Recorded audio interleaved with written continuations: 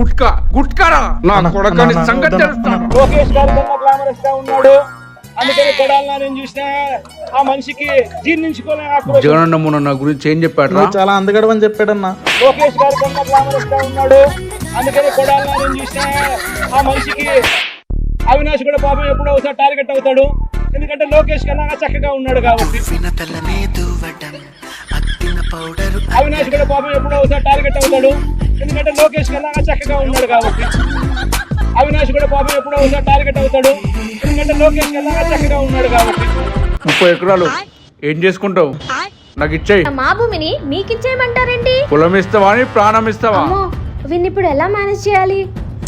గుట్కా గారు, మొన్న జగనన్న చెప్పినట్టు మీరు చాలా హ్యాండ్సమ్ గా ఉన్నారండి. లోకేష్ గారి కన్నా గ్లామరస్ గా ఉన్నాడు, అందుకని కొడాలని నేను చూసిన ఆ మనిషికి జీర్ణించుకోలే ఆక్రోశం.